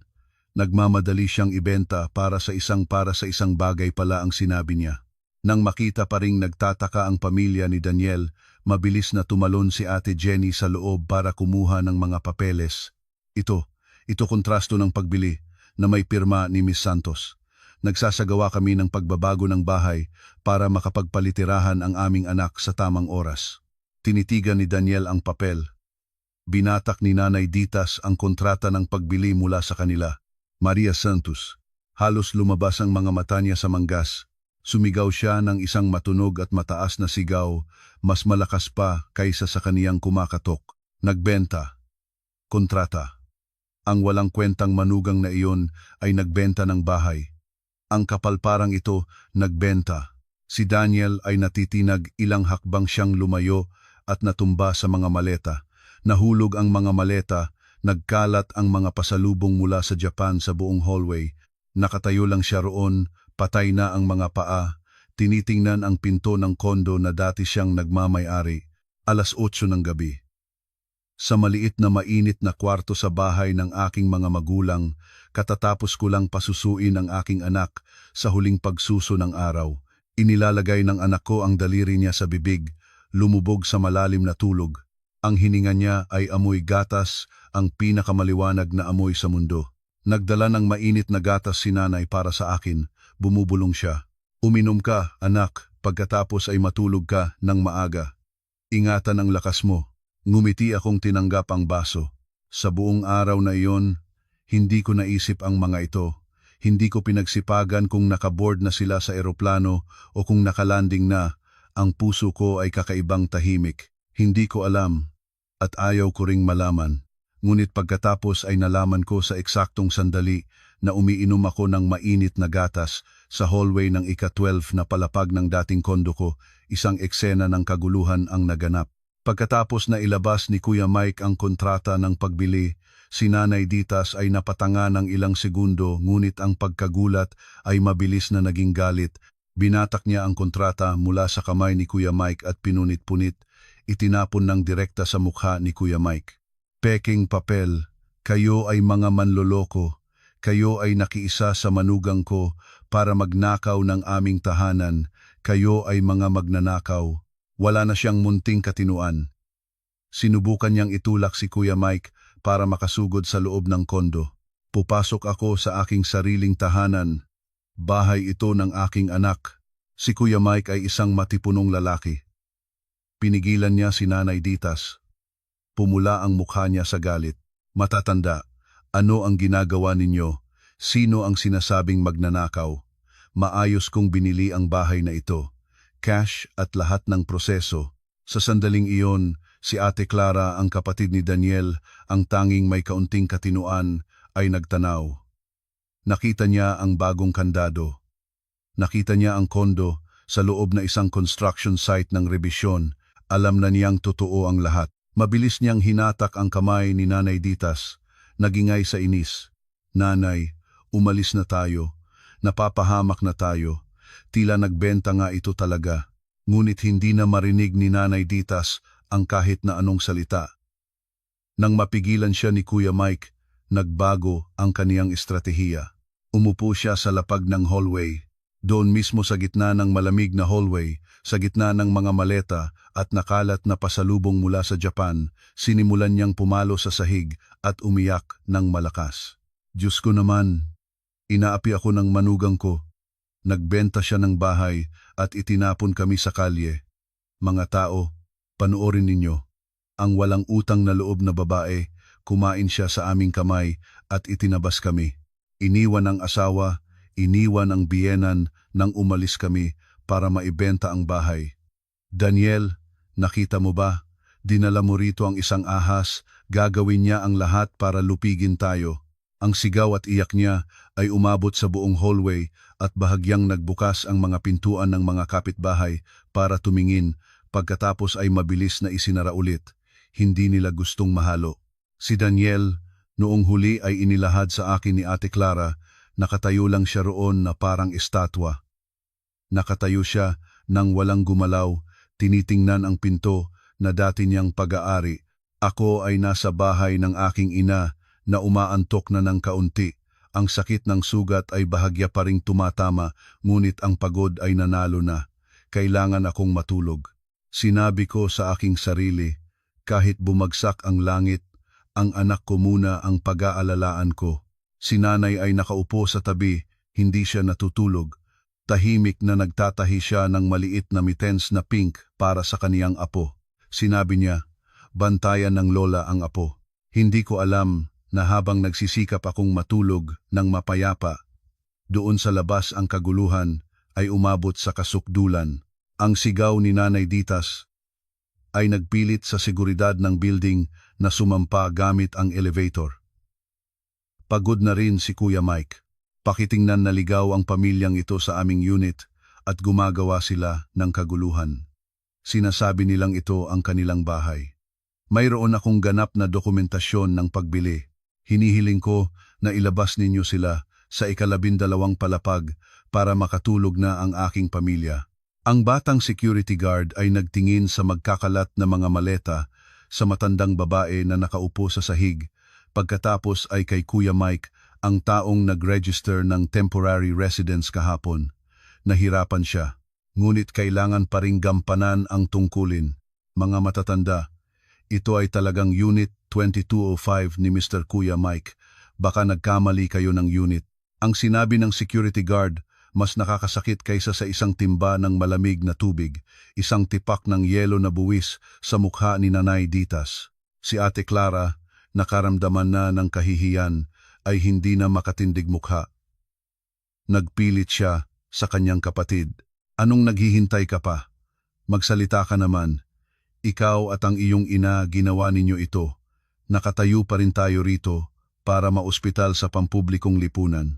Ang bayaw ni Daniel ay tahimik na kinuha ang kaniyang mga maleta papunta sa sulok ng dingding, nagilaw ng sigarilyo, mukhang bored na at walang pagnanais na makisali. At si Daniel, ayon sa pagkakasalaysay ni Ate Clara sa akin noong huli, doon siya nagsimulang gumaling mula sa pagkamangmang. Tinitigan niya ang makintab na numero ng unit na gawa sa tanso, 1205. Tinitigan niya ang bagong kandado, hindi na ang fingerprint lock na ipinagmamalaki niya minsan. Tinitigan niya ang mga nakalat na pasalubong sa sahig. Tinitigan niya ang kaniyang umiiyak na ina. Tinitigan niya ang galit na kapatid niya. Sa wakas, tinitigan niya ang kawalan sa harap niya. Bumubulong siya ng isang salita, hindi para sa sino man kundi para sa kaniyang sarili. Walang emosyon ang kaniyang boses, puno ng pagtataka. Ha? Nasaan na ang bahay? Ang salitang iyon sa gitna ng sigaw ni Nanay Ditas at ng pag-iingay ng mga security ay natunog ng walang kahulugan, tunay na hindi niya maiintindihan. Tunay na naisip niya na 7 araw lang siya lalabas at babalik sa bahay na iyon kung saan hihintayin siya ng asawa na may sinigang na luto at lahat ay magiging normal ulit. Hindi niya maiisip kung paano maaaring mawala ang isang bahay. Narinig ito ni Ate Clara, parang naging loko siya. Sumugod siya at pumalo sa braso ni Daniel ng masakit. Baliw ka ba? Nagbenta ang babae ng bahay. Hindi ka ba makakaintindi ng Filipino? Hangal. Ikaw at ang iyong ina mga hangal. Sa sandaling iyon, ang katotohanan ay tumalab kay Daniel. Hindi ang katotohanan tungkol sa pagtataksil, hindi ang kirot ng aking damdamin. Isang katotohanang naiintindihan niya. Wala na siyang tahanan. At sa ganap na pagkagulat, ginawa niya ang lahat ng ginagawa niya kapag nag-o-overwhelm ang sitwasyon, inilabas niya ang kaniyang telepono. Kailangan niyang tawagan si Maria. Natutulog na ako ng bahagya nang biglang umiyak ang aking anak. Nagulat ang sanggol at malakas na umiyak. Nagulat akong gumising, mabilis na niyakap ang anak. Huy! Huy! Hash! Hash, nandito si Mami. Okay lang. Sa sandaling iyon, ang aking telepono sa mesa, nakasilent na ay nagsimulang manginig ng malakas. Nagkukumpas ito ng paulit-ulit. Parang ang tumutawag ay gumagamit ng lahat ng lakas para tumawag ulit at ulit. Lumiwanag ang screen. Mahal na asawa. Isang pangalan na inilaan ko mula nang mag-asawa kami. Isang pangalan na ngayon, sa pagkatanda ko dito, ay nakakadulot lang ng pait at irony. Tinitingnan ko ang screen na nagkukumpas, nang pumapatay at muling nagkukumpas. Hindi ko siya sasagutin. Ayaw ko nang marinig ang anumang salita mula sa kanya. Ngunit ang aking anak na babae ay hindi naiintindihan. Patuloy siyang umiyak ng malakas, parang ang vibration ng telepono ay nakakatakot sa kanya. Si Nanay, nakarinig ng iyak ng apo mula sa labas, ay mabilis na pumasok. Ano na? Anak, bakit umiiyak ang bata? Itinuro ko ang telepono. Nakita ni Nanay ang pangalang mahal na asawa. Matigas ang kaniyang mga labi. Tumatawag ba siya? Tumango ako. Lumapit si Nanay, kinuha ang basong tubig at inilagay sa mesa. Kakaibang kalmado ang kaniyang boses. I-speaker mo iyan. Hayaan mong magsalita siya. Sama-sama nating pakinggan. Huwag kang matakot, nandito ang Nanay. Tumingin ako sa kanya. Matibay ang kaniyang mga mata. Malalim akong huminga. Tama siya. Wala akong dapat ikatakot. Nasa bahay ako, kasama ang aking ina. Ang dapat matakot ay sila. Pinaginhawa ko ang aking anak hanggang tumahimik siya. Pagkatapos, nang muli na namang mag-vibrate ang telepono, pinindot ko ang button para sagutin ito. Pinindot ko rin ang speaker. Tahimik ang kwarto, maririnig ko ang tiktak ng orasan. Agad pagkakonekta ng linya, bago pa ako makapagsabi ng kahit anong salita, isang tunog ang pumutok mula sa speaker, isang sigaw na malupit na nagpagising sa aking anak sa aking mga kamay. Maria Santos, nalboka ka na ba? Iyon ang boses ni Daniel, hindi na iyon ang kalmadong boses sa airport, hindi na iyon ang mainit-mainit na boses sa trabaho. Iyon ang boses ng isang sugatan, isang taong wala ng pag-asa. Narinig ko si Nanay Ditas na umiiyak at nagrereklamo sa background ng tawag. Nagbenta siya ng bahay. Anak, anak ko, tawagin mo siya rito. Dapat siyang patayain. Ingay, mga boses, mga tao na nagbubulong. Nakatayo sila sa hallway. Pabilis ng pabilis ang boses ni Daniel, puno ng galit at gulat. Nasaan ka? Nasaan ka ba? Ano ang ginawa mo? Nasaan na ang aming bahay? Nagbenta ka. Niloko mo ako. Mong, biyak ang kaniyang boses, kalahati galit, kalahati nanginginig. Magsalita ka naman. Bumalik ka dito agad. Umuwi ka na at ayusin natin ito agad. Si Nanay ay nahimatay sa hallway. Kung may mangyayari sa kanya, huwag kang sisihin sa akin. Tahimik ako. Pinayagang magsalita siya. Pinayagang ilabas ang lahat ng kaniyang galit, lahat ng pagsisi. Tahimik ko lang pinaginhawa ang aking anak at bumubulong sa tainga nito. Hush, hush. Okay lang. Nandito si Mami. Si Nanay ay nakatayo sa tabi ko, inilagay ang kamay sa aking balikat, mahina siyang humipit. Sinabi ng kaniyang mga mata, maging kalmado, anak. Ang sigaw ni Daniel sa telepono ay malamang ay nakatakot sa aking anak. Nagsimula itong malakas na umiyak, matunog at mapanganib ang iyak. Ang instinct ng isang ina ay gumising sa akin. Agad ko itong binalingan, iniangat, inilapit sa aking dibdib, hinampas ang likod. Hush, hush, hush baby, okay lang, nandito si Mami, patawad ang Mami. Tuon lang ang aking pansin sa anak ko. Nalimutan ko ang lalaking nagwawala sa kabilang dulo ng linya. Ang simpleng kilos na iyon, ang pagprotekta sa aking anak, ay nagbigay sa akin ng kakaibang katahimikan. Lahat ng takot, lahat ng sugat ng mga nakaraang araw ay biglang nawala. Sa akin lang ngayon ang proteksyon. Sa telepono, nagpatuloy si Daniel sa pagsigaw.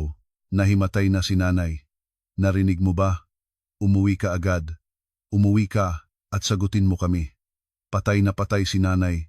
Kung may mangyayari sa kanya, sa iyo ang kasalanan. Malalim akong huminga.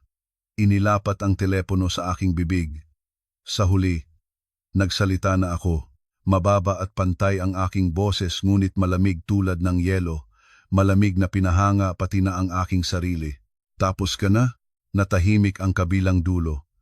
Marahil ay inaasahan niyang mananangis ako o mananggol din. Hindi niya inasahan na magiging ganito ako kalmado. Maria, makinig ka ng maayos. Nagsalita ako, wala na kahit isang gulong emosyon. Una, wag mo akong tawaging mahal. Hindi na kita mahal. Pangalawa, nasa sarili ko akong bahay, sa bahay ng aking mga magulang. Umuwi ka doon agad. Agad siyang nagalit. Sinasabi ko, umuwi ka na. Saan ba ang bahay na iyon? Tinawag ko siyang muli. Ang aking boses ay may kaunting mapait na irony. Ang Unit 1205, oo, isang maikling pagtawa. Pareho namang naaalala mo, ang kondo na iyon, ilang beses ko nang sinabi sa iyo. Hindi ba, binili ko iyon gamit ang aking pera, pera ng aking puyat na pag-audit, pera ng aking mga magulang na ibinigay sa akin bago tayo mag-asawa. Naaalala mo iyon, pero bahay natin iyon. Kasama kita. Mahina ang kaniyang pagtutol. Walang natin dito. Matalas ang aking pagtugon. Ang pangalan ko lang ang nakasulat sa titulo. Ari-arian ko iyon at may buong karapatang ibenta ko ito kahit kailan ko gusto. Nagbenta na ako. Ginawa mo iyon sa likod ko. Nagsimula siyang sumigaw, ngunit may halo ng desperasyon. Oo, mahigpit kong niyakap ang anak ko. Bakit hindi? Nang kinuha ng inyong pamilya ng iyong ina at ikaw ang aking ID, niloko ako. Ninakaw ang 150,000 na pera ng aking ina para maglakbay sa Japan. Tinanong ba ninyo ako kung papayag ako? Ginawa ninyo iyon, hindi ba? Huminga ako ng malalim. Nang ikaw bilang asawa ko ay handa kang iwan akong mag-isa sa bahay nang malapit na akong manganak para makapag-relax, tinanong mo ba ako? Nang tumawag ka mula sa Japan, habang nagdurusa ako sa sugat, para sabihing umalis na akong maaga mula sa ospital para hindi masayang ang pera ng gayon kakabagsik. Hindi ka ba nahiya? Lumagom ang boses ko. Daniel, nasa sarili ko akong bahay, kasama ang aking anak. Ikaw nasaan ka? Iyon na ang iyong problema. Mula ngayon huwag kang magtanong kung nasaan ang bahay. Ang sa kanya roon. Ganap ang katahimikan sa kabilang dulo. Narinig ko lang ang pabilis na paghinga niya at ang maingay na boses ni Nanay Dita sa background. Mahigpit ko pang niyakap ang anak. Ang init ng sanggol ay nagbigay sa akin ng kakaibang lakas. May isa pa. Kalmado akong nagpatuloy. Parang pinag-uusapan namin ang isang bagay na walang kahulugan. Hula ko ay nag-aalala ka tungkol sa mga gamit ninyo, tama ba? Kasama na ang madilim na pulang maleta ng iyong ina. Iyon na inihanda niya para sa biyaheng iyon sa Japan. Sumidhi ang katahimikan sa kabilang dulo. Marahil ay hindi niya inaasahan na sa gitna ng ganitong sitwasyon, naalala ko pa ang ganoong maliit na bagay. Huwag magalala, nagpatuloy ako ng walang anumang emosyon. Hindi ako katulad ninyo, hindi ko itatapon ang kahit anong gamit ninyo. Hindi ko gagawin ang ginawa ng iyong ina sa aking dignidad o ang ginawa mo sa iyong asawa at anak sa pagpapalabas ninyo sa isang vacation. Matalim ang aking boses. Ang aking tatay ay nag-hire ng profesional na mover. Lahat ng iyong gamit mula sa paboritong polo mo hanggang sa sneakers mo, lahat ng gamit ng iyong ina, bawat damit na bagong binili niya para sa biyahe, lahat ng nakakalat sa loob ng kwarto, lahat ito ay maingat na nakalagay sa kahon. Bawat kahon ay may label na nakasulat ni Ate Hilda, ang gamit ni Daniel, ang gamit ni Nanay Ditas. Ang lahat ng kahon ay nakalagay sa isang maikli panahong storage warehouse. Ang address ng warehouse, ang code, at ang susi ipapadala ito ni Ate Hilda, ang aking abogada, sa iyo. Ikaw na ang pupunta roon para kunin. Ang bayad sa storage babayaran ko ng 1 buwan para sa iyo. Mula sa susunod na buwan, ikaw na ang bahala. Ginawa ko ito hindi dahil mabait ako sa inyo. Ginawa ko ito dahil sa aking tatay. Sinabi niya, gawin nating maayos ang lahat, anak. Huwag itapon ang gamit ng tao para wala silang dahilan para sisihin tayo. Hindi tayo katulad nila. Ginawa ko ito para makita nila na kahit pababa ng pababa ang pakikitungo nila sa akin, nabubuhay pa rin akong may pagpapahalaga kaysa sa kanila. Sa kabilang dulo ng linya, narinig ko ang pabilis na paghinga niya. Naguutal siya, biyak ang boses, hindi nagalit, kundi desperadong pagmamakaawa. Maria, paano mo nagagawa ito sa amin? Saan na kami matatira? Saan kami ngayon? Saan na kami ngayon? Inulit ko ang tanong niya. Malamig ang boses ko. Iyon ang inyong problema. Nang nagpasyang dalhin ng inyong pamilya ang 150,000 na pera ng aking ina para ma-enjoy, tinanong ba ninyo kung nasaan ako? Nang iniwan mo akong mag-isa sa bahay, nang nawarak ang aking tubig ng 5:00 ng umaga, naisip mo ba kung nasaan ako? Mahinahon akong nagsalita. Daniel, matatanda na kayo ng iyong ina. Nagawa ninyo ang ginawa ninyo, kayong dalawa ang magayos. Ilang segundo ng katahimikan. Narinig ko ang hangin sa telepono. Marahil nakatayo pa rin sila sa hallway ng 12 palapag. Narinig ko ang boses ni Ate Clara, ang kapatid ni Daniel, na nagagalit sa malayo. Kayo ni nanay ang bahala, aalis na ako. Tunog ng gulong ng maleta na mabilis na aalis. Pagkatapos ay umiyak si Daniel. Umiyak siya, isang lalaking 30 taon, mataas at matibay. Ang taong iniisip kong sandigan ng aking buhay ay nagiiyak sa kabilang dulo ng linya. Maria, huwag-huwag ganito. Nagkamali ako. Talagang nagkamali ako. Bumalik ka na. Hindi pumunta tayo kahit saan tayo mag-usap. Para sa ating anak. Maliit pa ang ating anak. Para sa ating anak? Isang marahas na tawa ang lumabas sa aking bibig. Ang aking anak sa aking mga bisig ay nagkilos parang naramdaman ng sanggol ang kasinungalingan sa salita ng taong dapat ay tatay niya. Nang nakatayo ka sa Disneyland Tokyo, naisip mo ang aking anak. Nang tumawag ka mula sa Japan para sabihing umalis na akong maaga mula sa ospital para hindi masayang ang pera, naisip mo ang aming anak. Huwag gamitin ang aking anak bilang kalasag. Hindi ka karapat-dapat. Hindi ka karapat-dapat ng maging ama ng aking anak. Tahimik ulit ang lahat. Wala na siyang masasabi. Sabi mo, dapat ako umuwi para ayusin ang mga bagay. Tama ba? Nagsalita na ako muli. Wala nang kahit anong emosyon ang boses ko. Ayos na ang lahat. Ang bahay ayos na. Ang mga gamit ayos na. At ang isang bagay ang pinakamahalagang bagay. Ano? Mahinang bumubulong siya. Ang divorce papers. Isa-isang salita ang aking sinabi.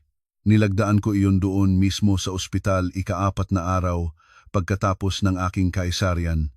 Ipapadala ni Ate Hilda ang kopya sa iyo kasama ang address ng warehouse. Kung hindi ka pipirma idemanda ko ikaw. Unilateral divorce. Nagpatuloy ako bago pa siya makasingit. At huwag magalala, lahat ng ebidensya ay nasa akin na. Ebidensya ng panlilinlang ng iyong ina. Ebidensya na iniwan mo ako nang nanganganib ang buhay ko. Ebidensya na ang buong pamilya ninyo ay nagbakasyon gamit ang pera ng aking ina. Mabilis na mapagdesisyonan ng korte. Maria mong, hindi na iyon ang boses ni Daniel. Iyon ang mataas na boses ni Nanay Ditas. Marahil ay binatak niya ang telepono mula sa anak niya.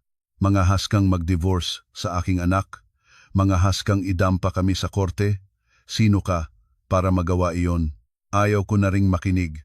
Ayaw kong marinig ng aking anak sa unang tulog nito sa mundong ito ang mga maruming salitang ito. Inilayo ko ang telepono. Tumingin ako kay nanay. Tumango siya. Dahan-dahan, pinindot ko ang button para tapusin ang tawag. Pagkatapos, pumunta ako sa contacts. Hinanap ko ang pangalang mahal na asawa na inilaan ko mula nang mag-asawa kami. Pinindot ko ang block. Sinara rin ang numero ni Nanay Ditas. Sinara ang numero ni Ate Clara. Sinara ang lahat. Biglang naging tahimik ang kwarto. Marinig ko lang ang mahinahon na paghinga ng aking anak at ang dark na screen ng telepono. Lumapit si nanay. Wala siyang sinabi. Binuksan lang niya ang kaniyang mga braso. Inangat ko ang aking anak. Ibinig ang aking ulo sa balikat ng aking ina. Haplos ng nanay sa aking nanginginig na likod. Okay na anak, tapos na. Tapos na ang lahat. Nandito na tayo sa bahay. Gabing iyon, nakatulog ako. Isang malalim at mapayapang tulog, ang pinakamainam na tulog sa loob ng maraming buwan. Walang panaginip, walang Daniel, walang Nanay Ditas, walang malamig na kondo. Naramdaman ko lang na lumipad ng magaan. Marahil ay dahil inilayo ko na sa aking sarili ang pinakamabigat na pasanin ng aking buhay. Si nanay ay hindi nakatulog, nakaupo siya sa tabi ng duyan. Sinabi niya, kailangan niyang bantayan ang kaniyang apo. Natatakot siyang tumigil ang paghinga ko at ng aking anak. Habang kami ng anak ko ay mapayapang natutulog sa maliit na mainit na kwarto na nababalot ng pagmamahal ng aking ina, doon sa labas hindi kalayuan ang isang pamilya ay dumadaan sa unang gabi ng kanilang buhay pulubi. Noong huli ay nalaman ko, pagkatapos ko mag-drop ng tawag, si Daniel ay nanatiling nakatayo sa hallway. Nahulog ang kanyang telepono sa sahig. Basag ang screen. Si Nanay Ditas, pagkatapos na marinig ang divorce papers at demanda, ay tunay na napagtanto na ito ay hindi isang biro. Umupo siya sa sahig. Napatahimik. Kinalipas ng lahat ng pasensya ni Kuya Mike. Sinabi niya sa security, hindi ko alam kung sino sila. Ngunit ginagambala nila ang aking pamilya mangyaring ilabas sila sa ika-12 palapag. Kung hindi sila aalis, talagang tatawag ako ng pulis sa barangay. Ang mga kapitbahay, talagang nag-uusisa, ay nakakita ng magandang palabas. Nagbubulong-bulungan sila. Tinuro ang pamilya ni Daniel, pagkatapos ay mabilis na isinara ulit ang kanilang mga pintuan. Si Ate Clara, ang pinakamakatotohanan sa lahat nila, ay napagtanto na wala nang maisa-salvage pa. Natatakot siyang mahila, lalo na nang marinig ang tungkol sa utang na alang 150,000. Hinatak niya ang kaniyang asawa at ang kanilang mga maleta at pasalubong mula sa Japan. Bago siya sumakay sa elevator, nagsalita siya ng mabagsik kay Daniel. Ikaw at ang iyong ina, kayong dalawa ang magayos. Ayoko nang kasali sa utang na ito. Ang bayaw niya ay mahinang nagpupunas ng sigarilyo, lumakad na lang, mukha pang walang interes. Iniwan nila si Daniel at Nanay Dita sa hallway, kasama ang natirang mga maleta at nakalat na pasalubong. Ang security guard ay napilitang makialam. Mahinang nagsalita sila, mga matatanda, hindi kayo maaaring manatili rito gabi na, makakasagabal kayo sa mga residente, paki-move na po. Noong huli ay nalaman ko si Daniel, nakasuot ng damit na natikis ng 9 na oras na biyahe, amoy sushi at Tokyo, ay kinailangan pang tangayin ang kaniyang ina na nagulat sa katotohanan. Ang babae nang umalis ay puno ng pagmamalaki, nang bumalik ay napakakahabag-habag. Hinila nila ang 2 natirang maleta papunta saan. Hindi sila maaaring pumunta sa bahay ni Ate Clara, aalis na ito. Hindi sila maaari sa aking bahay, wala na iyon. Napilitang mag-check-in sa isang murang pension house, isang murang amoy-alikabok na kwarto sa harap mismo ng dating kondo ko. Mula sa bintana ng pension house, maaari nilang makita ang ilaw ng Unit 120 Sigo kung saan si Kuya Mike at Ate Jenny ay patay-ilaw na, at doon sa malayo ang ilaw ng bahay ng aking mga magulang. Gabing iyon, si Daniel at Nanay Ditas ay nakaupo sa maalikabok na kwarto ng pension house. Tinitingnan nila ang mga mahal na pasalubong at beauty products na galing Japan. Ang biyaheng pang-relax, ang biyaheng nagsimula sa pagagaw ng ila 150,000 natapos nang walang natira ang lahat. Lumipas ang 1 linggo. Nagsimulang mabuhay ng normal ang aking buhay, ang aking anak na babae. Pinangalanan ko siya ng Ana. Ana, para sa biyaya. Nagsimula na itong lumaking malaki, namumula ang mga pisngi na maganda. Si nanay ay masipag na nag-aalaga sa 2 naming ina at anak. Ang maliit na kwarto ko sa bahay ng aking mga magulang ay laging puno ng amoy gatas, amoy luya at mapayapang katahimikan. Walang tawag, walang mensahe mula kay Daniel o sa pamilya niya, para silang nawala mula sa aking buhay kung hindi lang para sa balitang natuklasan ko noong huli. Isang hapon, dumating si Ate Hilda para bisitahin kami. Hindi siya dumating ng walang dala.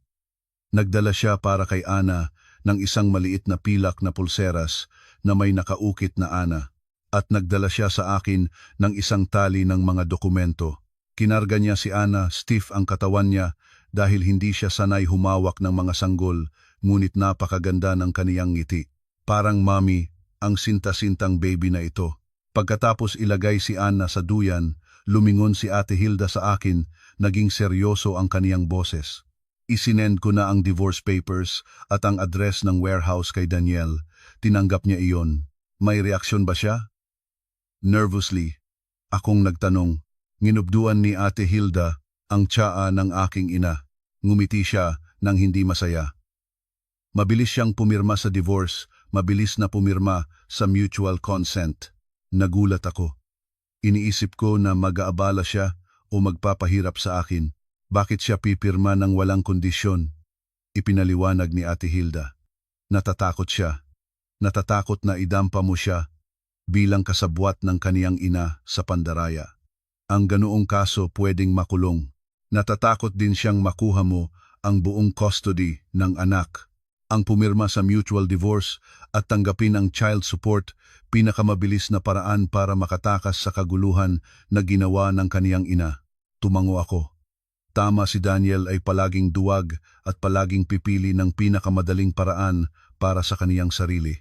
Ngunit sinabi ni Ate Hilda nang matigas ang boses, "Huwag muna kang magalak.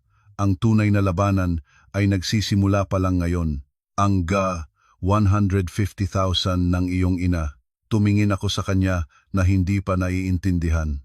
Kanina ng umaga, si Nanay Ditas ay sa pamamagitan ng ibang abogado ay tumawag sa aking opisina. Tinanggihan niya. Sinabi niya ang i-150,000 na iyon ay pera na kusang loob mong ibinigay sa kanya bilang parangal sa pagiging maingat na biyenan na nag-alaga sa iyo nang buntis ka. Sinabi pa niya na ikaw mismo ang nagbigay ng ID mo para ipakansela ang package dahil nagbago ang iyong isip. Nag-aalab ang aking galit. Nagbabago isip siya. Malinaw na. Alam ko.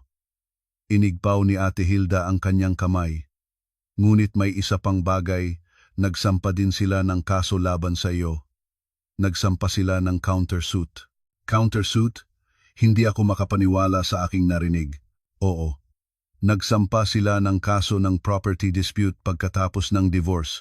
Sinabi nilang ang condo unit 1,205, kahit nasa pangalan mo lang, ay biniling gamit ang pera ng mag-asawa, pera na ibinigay ni Daniel para sa iyo para bilhin ang bahay. Kaya hinahiling nila na ibigay mo kay Daniel ang kalahating halaga ng pagbenta ng kondo. Nabuka ang aking bibig. Ang kanilang kapalparang ito ay lumampas na sa lahat ng hangganan ng aking imahinasyon. Saan sila kukuha ng ebidensya? Pera ko iyon, pera ng aking mga magulang. Tinitingnan ako ni Ate Hilda ng seryoso. Alam ko at alam mo rin, ngunit ang korte ay nangangailangan ng patunay. Ihanda ang iyong sarili, Maria.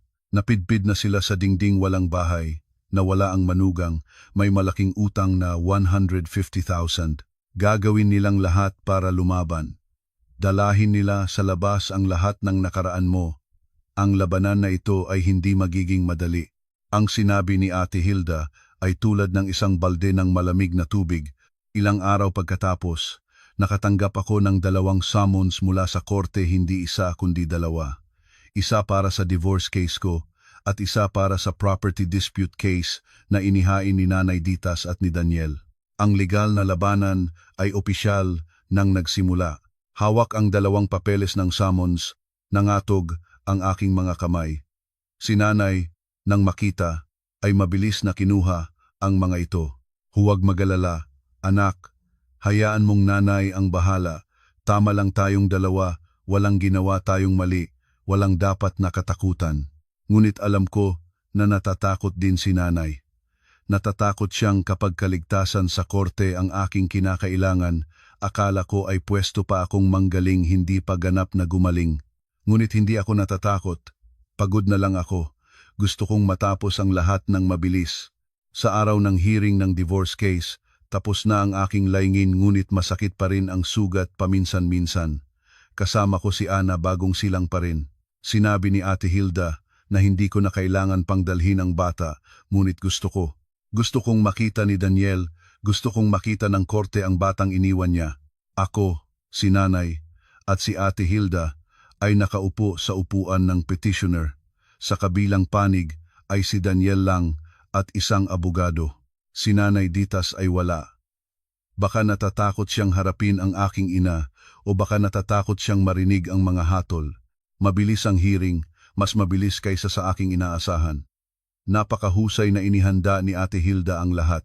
Malinaw niyang inilahad mula sa pagalis ni Daniel papuntang Japan habang malapit na akong manganak, hanggang sa mensahe niya na nagpapasundo sa akin ng maaga mula sa ospital para makatipid, kasama rin ang mga larawang na post niya sa Disneyland Tokyo na i-upload mo naman doon sa tamang araw na nasa recovery room pa ako. Ang abogado ni Daniel ay malamang na plinuto lang para magpakitang gilas. Sinubukan nilang mga tuwiran tungkol sa shared property. Ngumiti lang si Ate Hilda. Your Honor, ito ang kontrata ng pagbili ng condo unit na pinirmahan ng 6 na buwan bago ang kanilang kasal. Ito ang bank statement na nagpapatunay na ang buong halaga ay mula sa account ni Miss Santos at isang malaking bahagi ay direktang itransfer ng mga magulang ng babae papunta sa developer. Napatahan si Daniel. Napatahan rin ang kaniyang abogado. Hatol ng korte. Hiwalay kami. Ang custody ng anak ay naturalmente sa akin. Ang korte ay nag-utos kay Daniel na magbigay ng 50,000 bawat buwan para kay Ana. Noong huli ay nalaman kong nagpahayag si Daniel sa korte na unemployed na siya dahil sa kaguluhan ng family dispute. Pinaalis na siya ng kumpanya niya kaya iyon lang ang kaya niyang ibigay. Wala akong pakialam. 5,000 o 5,000, hindi ko kailangan iyon. Kalayaan lang ang kailangan ko para sa aking anak. Ngunit iyon ang unang hearing lang.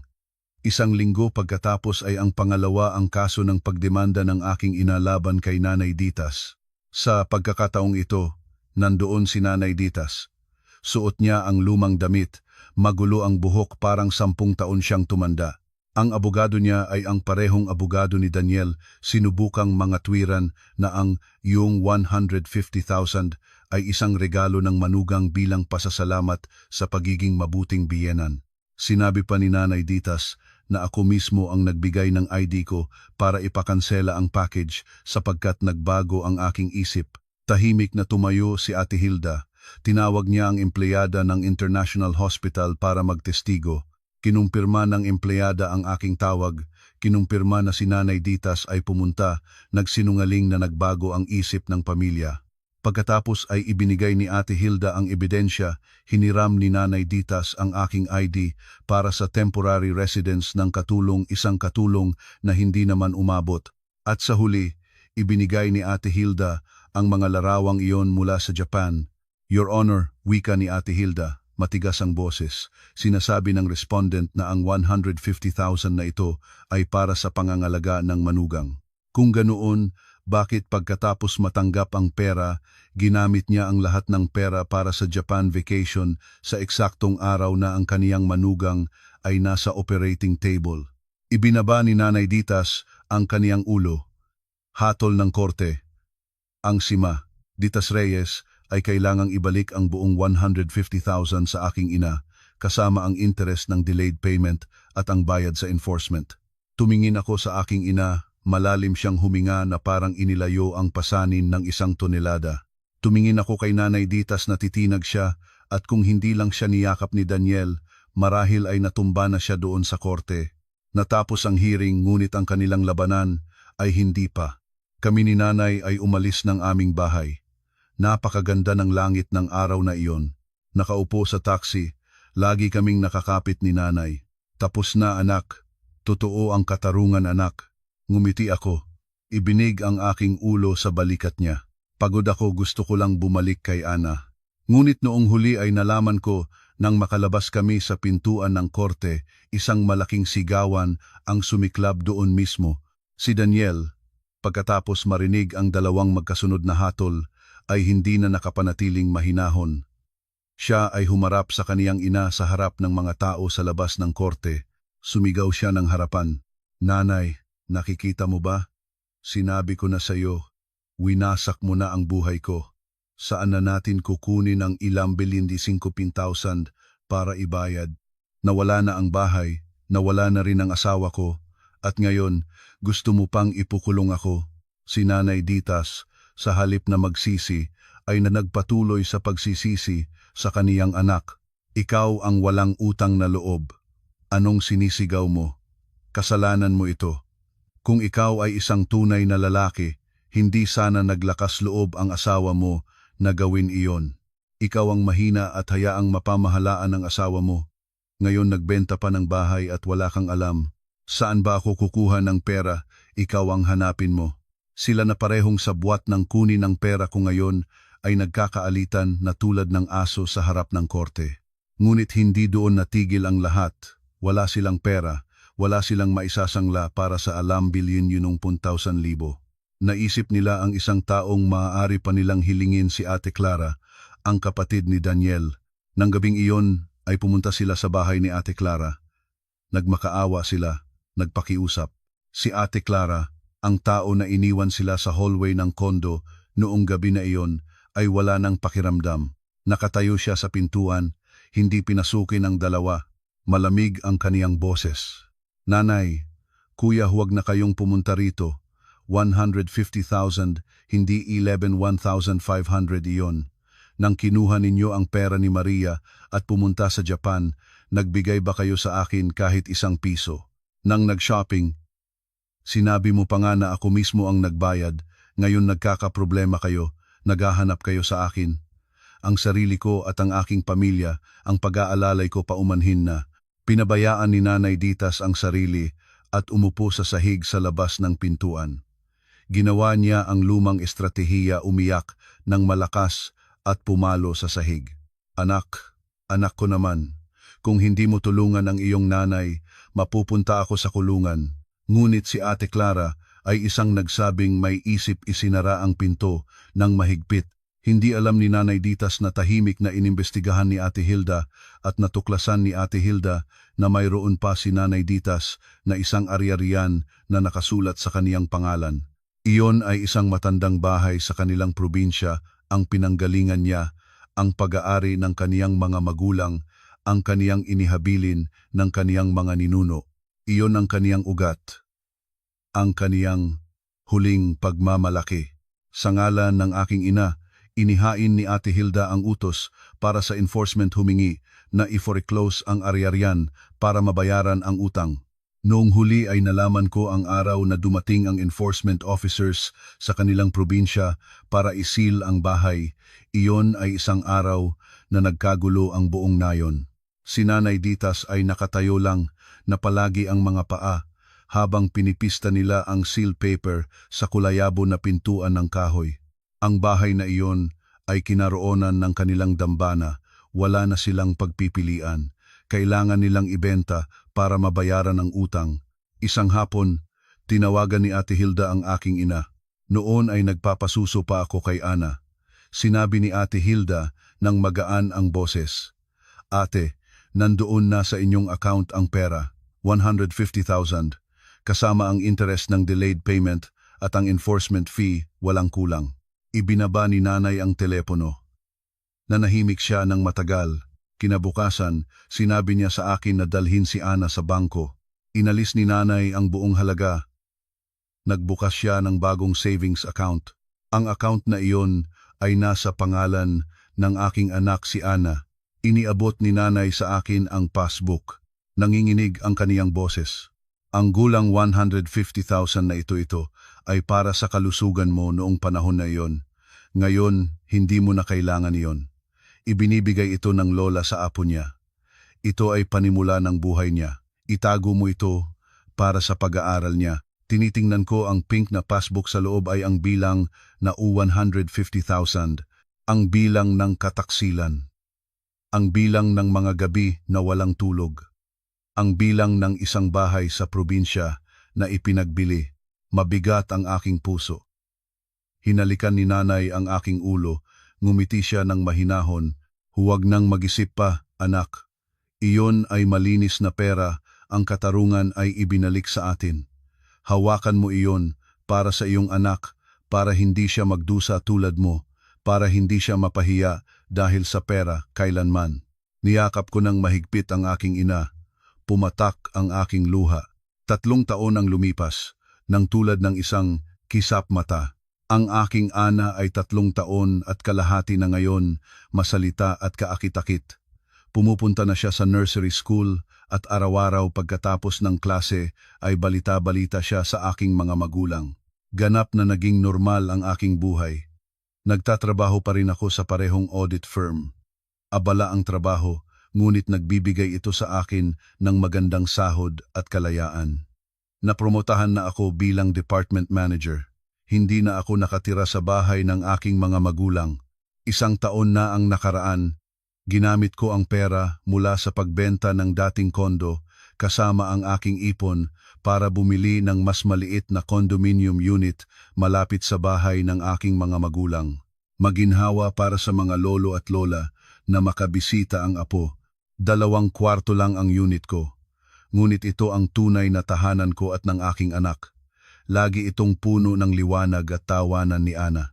3 taon na ang lumipas, wala akong narinig na anumang balita tungkol kay Daniel at kay Nanay Ditas. Pagkatapos ibenta ang bahay sa probinsya para bayaran ang aking ina na wala sila sa aking buhay. Saan sila pumunta? Ano ang ginagawa nila?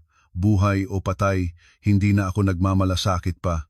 Ang sugat sa aking puso marahil hindi pa ganap na gumaling, ngunit hindi na ito sumasakit ng husto. Sa bawat pagbabago ng panahon, ito ay naging isang peklat nagpapaalala sa akin ng isang kabataang puno ng pagkakamali. Ngayon ay linggo ng umaga, isang magandang araw ng taglagas, gintong araw tulad ng pulot, kuminang sa mga kalye.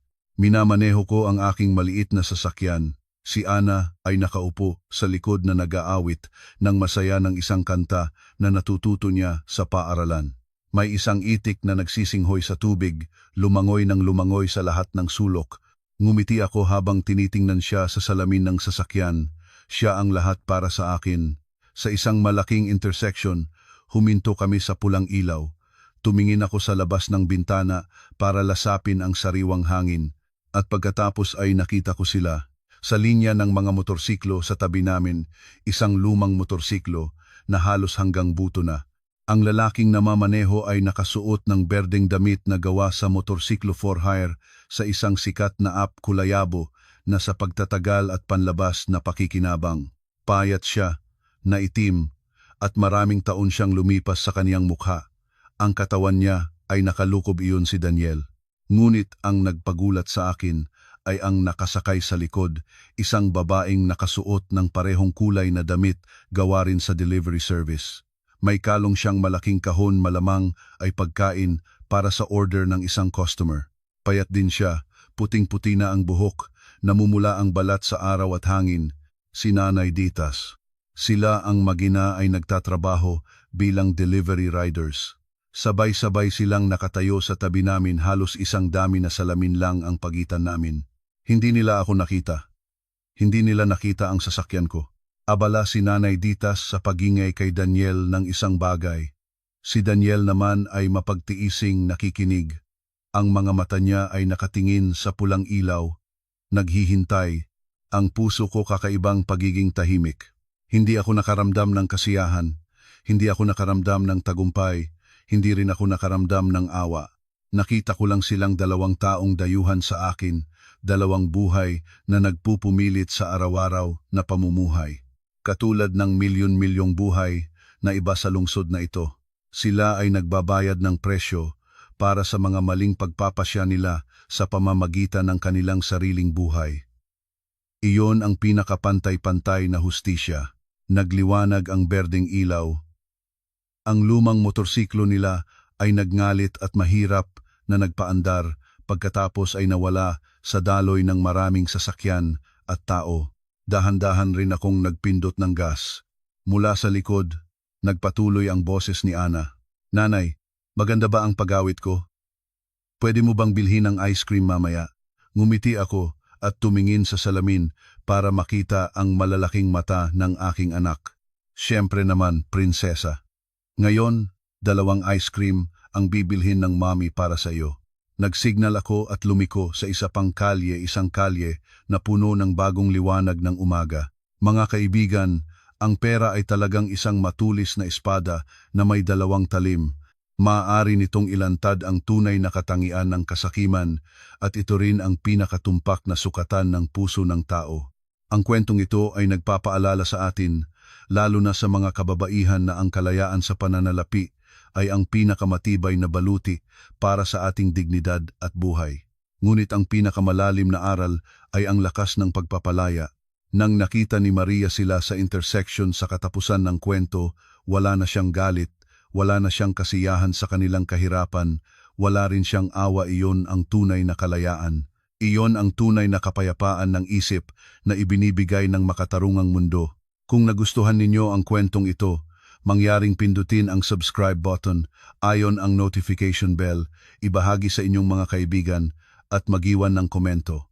Maraming salamat sa inyong pakikinig. Hanggang sa muli. Maligayang pagdating sa inyong lahat dito sa aming channel. Ang kwentong ito ay tungkol sa isang babae na halos